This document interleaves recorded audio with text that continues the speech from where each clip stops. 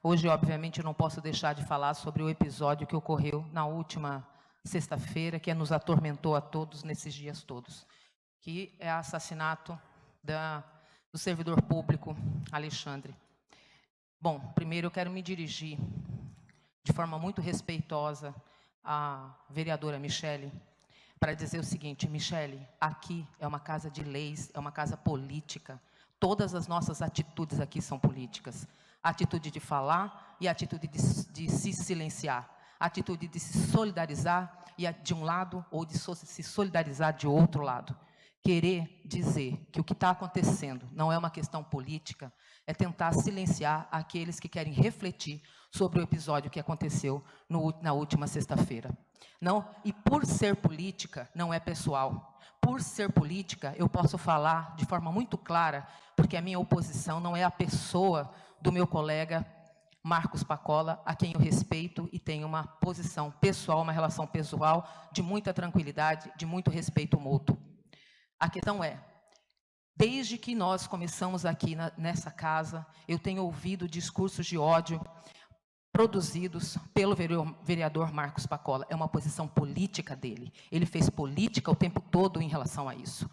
Ele fez política aqui nesse púlpito, quando ele disse que ele teria 500 munições para militantes petistas.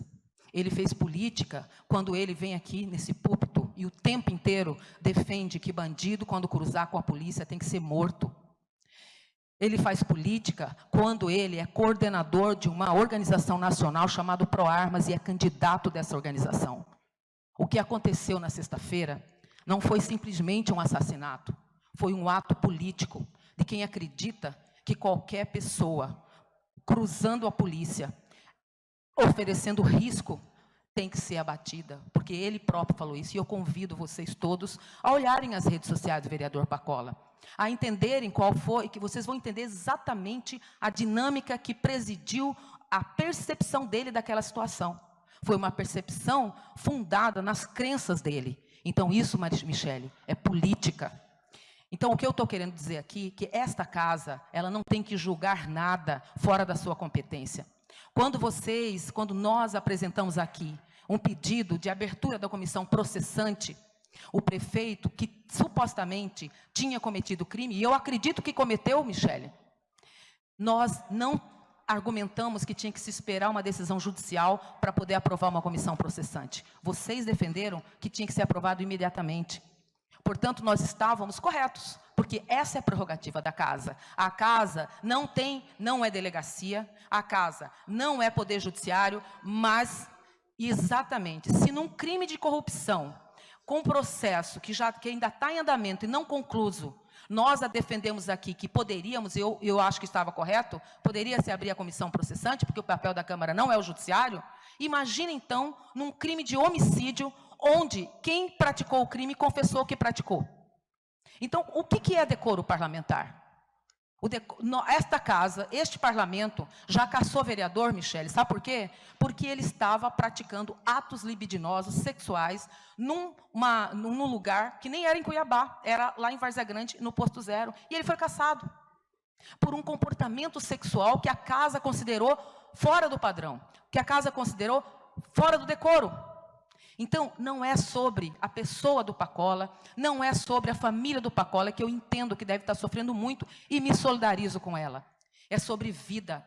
É sobre defender a violência como forma de combater a violência. É sobre defender a ação policial fora dos ditames da lei. É sobre pensar que a violência pode ser feita de forma a justicializar o porte de arma, a conduta das pessoas. Nós não precisamos de justiceiros, nós precisamos de leis, nós precisamos de um Estado correto, justo, nós precisamos de uma polícia que saiba do seu papel. E quando a polícia defende que seu papel é assassinar as pessoas, é matar as pessoas, a polícia deixa de ser polícia, porque no Brasil não há pena de morte, porque no Brasil não há nenhuma legislação que diz que vagabundo tem que ser morto ou cruzar com a polícia. Ninguém, mas ninguém mesmo, está autorizado a agir fora da lei. E quando nós aceitamos que discursos de ódio, que discursos de ódio extrapolem, inclusive, a legislação, que ela confronte com o papel institucional das polícias? Qual é a consequência disso? A consequência disso é tragédia. E o que nós vimos foi uma tragédia anunciada, que poderia ser com qualquer pessoa, inclusive um de nós aqui, mas foi lamentavelmente com Alexandre. Porque numa sociedade onde as pessoas pensam, especialmente a força policial, que eu não acredito que todos os policiais pensem assim. E vou dizer mais, eu venho do mesmo lugar dos policiais que estão lá na base, fazendo o policiamento da população. Eu não posso querer que essas polícias se tornem matadores na rua. Eu não posso aceitar que meu filho, seu filho, filho de qualquer um aqui, seja confundido na rua por qualquer situação e seja batido, seja morto. Imagine a dor dessa mãe, imagine a dor dessa família. Então, a gente tem que ser ético, de cabo a rabo. Porque o que acontece aqui no município tem valor? Tem. Mas também o que acontece em todos os lugares. Porque não dá para politizar o tempo inteiro sobre a violência e sobre a morte, e na hora que esse discurso tem consequência, a gente fala, não, agora não. Porque, afinal de contas, estão querendo fazer politicagem com isso. Não. Alto lá.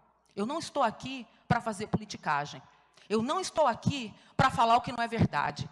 Eu não estou aqui para me acovardar. Eu estou aqui porque decidi entrar para a política. E sabe por quê? Justamente porque a vida de pessoas corre risco quando a política